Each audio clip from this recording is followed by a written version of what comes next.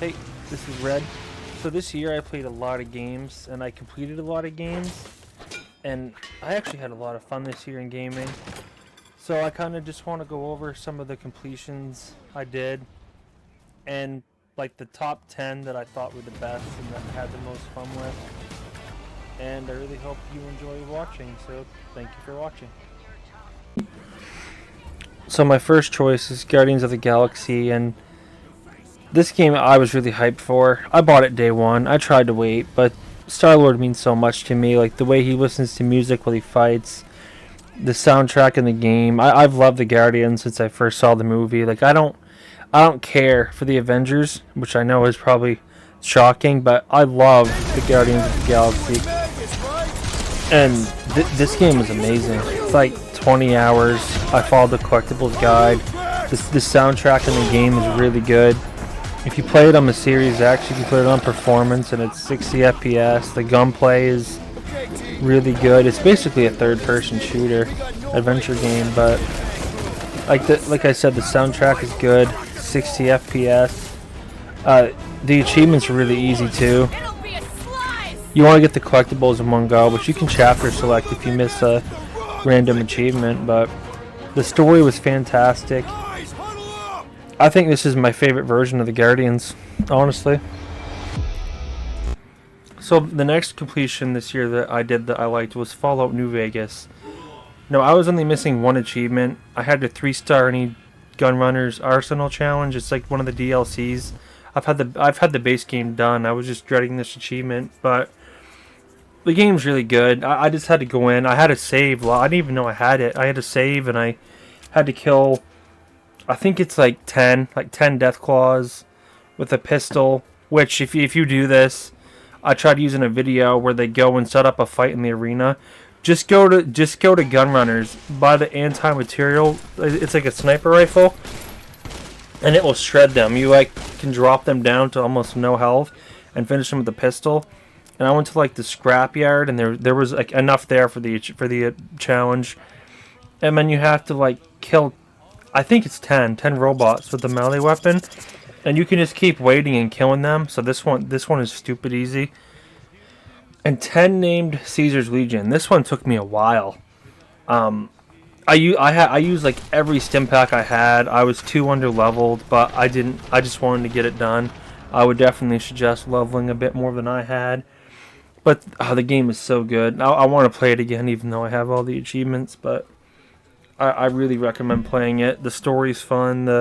I like how the game looks, the music, the shooting, the side quests. It's a really easy completion. It just takes a while, and you should definitely play it. So the next completion that I really enjoyed was Control Ultimate. I was so glad I had a Series X to play this, because I know they're kind of hard to find right now, and I really did enjoy playing this one. It's honestly, Control is one of my favorite games, and I don't know why.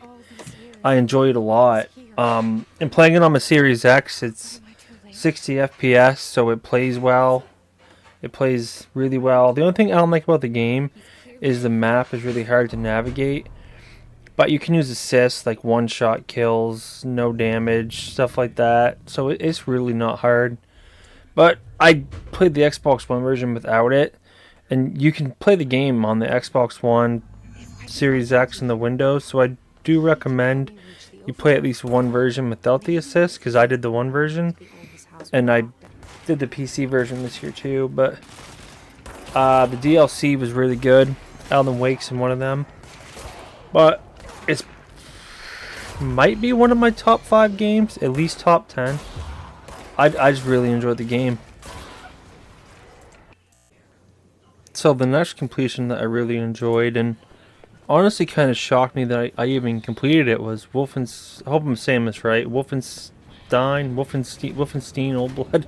I can never say that word right, but I love these games, and I played this back when Bethesda added a bunch of their games to PC, and they had console commands. And basically what happened with this one, Old Blood, is you could type in a console command, and it gave you the achievements to all the perks, and then you could use God mode through the entire game.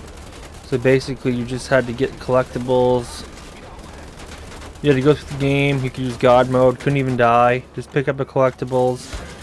And even then, like, before you activate the last cutscene, you just turn all the cheats off and it works.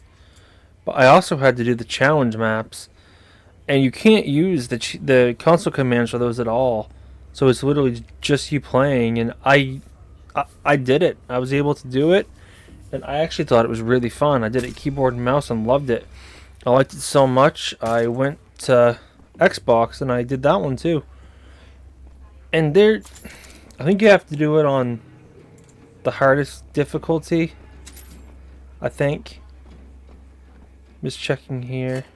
I think you do, because you have to get like the best time, the gold medal. But it's not that hard. If there's one you can't figure out, like because there's a couple times I killed all the enemies, I didn't have enough points. You just go on YouTube and you can figure it out pretty easily. But I really enjoyed it. I think it's one of my favorite first-person shooters, to be honest. I need to go back to the other ones.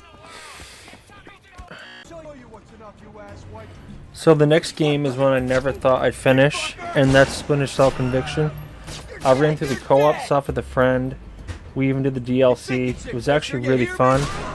And I never thought I would find someone to do this with, but I did. And it's one of my favorite games. I've played through the campaign so many times. Sam Fisher is one of my favorite characters. Like this and Blacklist are some of my favorite games. Like I love Double Agent, but yeah, Splinter Cell is one of my favorite series. Conviction for sure is probably one of my top 10 games. This and Blood Money I love. I like his relationship with his daughter Sarah is really good. The interrogation scenes in this are awesome. The gameplay, the story, like the whole time you just want to know what happened. And I like the mark and execute. This is probably one of the easier Splinter Cell games. The achievements really aren't, I wouldn't say, because you have to find a co-op partner. But yeah, I love this game a lot. I'm glad I completed it. It's might be one of my it's one of my favorite completions this year, but it might be one of my favorite overall. Like, it's a proud completion for sure. But it's not that hard as long as you can find a co-op partner. So Demon Slayer is a really good game that I enjoyed this year. I've been trying to get into another anime, and this is exactly what I wanted. There's some action, there was some hilarious moments, and there was also some really sad moments, but the game follows the first season of the show and the movie, and playing this game was going out of my comfort zone, because I don't really play a lot of fighting games, and I'm kind of terrible at them, especially Mortal Kombat, but this one honestly isn't that bad. Once you know what to do in fights, like kind of like some tricks, like when to attack, it's not terrible, but it'll still take you a few tries. But one of my favorite parts is it doesn't really need a guide. You'll see everything you have to do on the map, and it's basically checked off once you do it. So if you just explore the whole area, which it's pretty linear, then you'll get everything done. And the game was great, and it made me fall in love with the anime. But also there's some multiplayer achievements, and you can do it with 2 controllers. You don't have to play the online. I think you might have to like participate in an online match, but you can just let the dude win and get your achievement. Honestly, the dude I played wrecked me, but the game was so good. I hope they make another one, honestly. I hope you try it too. It's a great game. Dead Space is another game I honestly thought I would never 100%, well, be able to at least. But a friend suggested I go back to it, and when I did, I had so much fun. I had to play through the game twice, because I started it years ago, but I barely played. I played like maybe the first 3 missions. I got stuck on a part where you had to like go outside you had to go outside and like stuff hits you, and I couldn't do it, but I did it this time. But I basically had to get the kills, the collectibles, and the upgrades, but there's a money exploit, I think on like chapter 9, that makes it really easy. And it also makes Impossible really easy, because you can just buy upgrades, you can buy ammo. But which is a little bit annoying, you can mess it up really easily and then have to reload and start again. And you can't save while you're doing it, which makes it even more frustrating. But on my second playthrough, I had to finish the game on Impossible with only the plasma cutter. And it was really fun. There's a stasis cheat that makes it really easy. You can just keep refilling your stasis and freezing the enemies. And with the money glitch, you can just buy a bunch of ammo. Like on the last chapter, I had more than I needed. But the game was a blast to play, especially on the Series X. I don't know if it's at an FPS boost. I don't think so, but I mean, it played really well, and it was fun. Like breaking all the limbs, I had to do that too. That was fun. But you should definitely play it. The Crysis trilogy games, I had a lot of fun with this year. I did the Crysis 1 remastered and the 360 version when it first came out. And the first one I thought was pretty friggin' difficult, but it was pretty much the first time I actually played it. And the first Crysis doesn't have any collectibles. You just have to get through the game on the hardest difficulty and like get kills in a certain way. I have a video on that one, but Crysis 2 and 3 has collectibles. Tom's Guide has a really good one, but it's an easy completion. I think Crysis 2, you can like stealth the whole game. It's 2 or 3, but one of them I ended up stealthing a lot because the aliens get really freaking annoying. But if it gets too bad, you can just stealth past them. But it's honestly really good. They're great first-person shooters. I'm glad they remastered them because I hate multiplayer achievements, man. I hate that I can't complete games because I have to find people to finish multiplayer achievements with. But these remasters, they give you a chance to 100% all 3 of these games without having to find people, and it's easy and fun. It's not that difficult. You can do it in one playthrough too. You don't have to like play it on easy and then hard, but they're very good games.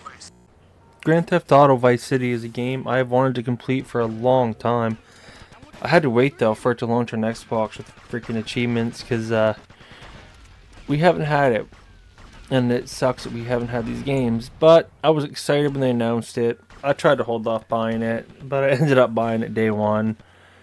I wanted Vice City. I was actually playing Biomutant and I stopped to play Vice City. And looking at the achievements, Vice City to me looked the easiest, so I kind of locked onto that one.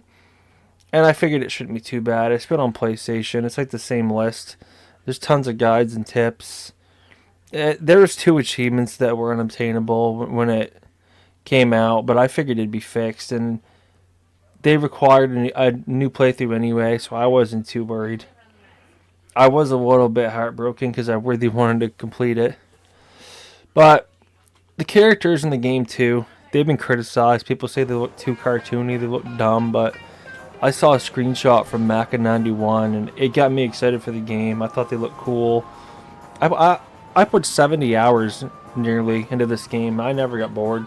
I loved these games years ago. Like it's so fun playing games you played like on the PS2, but getting achievements for them.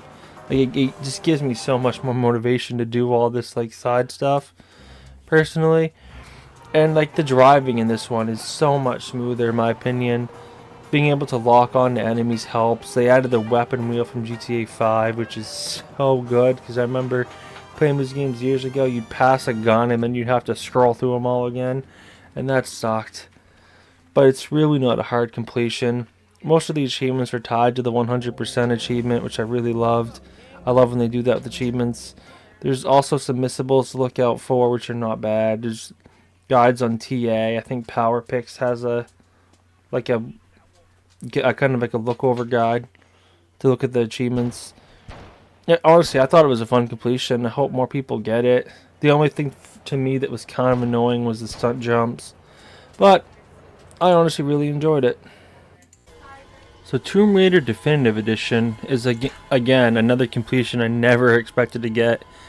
The opportunity came up to boost some multiplayer achievements. I just asked in like the Discord if anybody wanted to do it, and we did it. And probably the worst one to do is the solo multiplayer. You have to like level up. You just go pick up health packs and return them to this area, and once you hit that max level, you're done. I didn't mind it. It's like I said, 10 hours. I just watched like 4 or 5 episodes of Dexter. I put on some podcasts, I listened to some music, and eventually I got it done. And then after that, I had to go back to the campaign. I was missing a lot, to be honest. I had to play through the game, get the collectibles, the random achievements, which I think you can reload for some of the kill ones. I did the challenges in the tombs, but everything shows up on the map as long as you use Laura's survival instinct.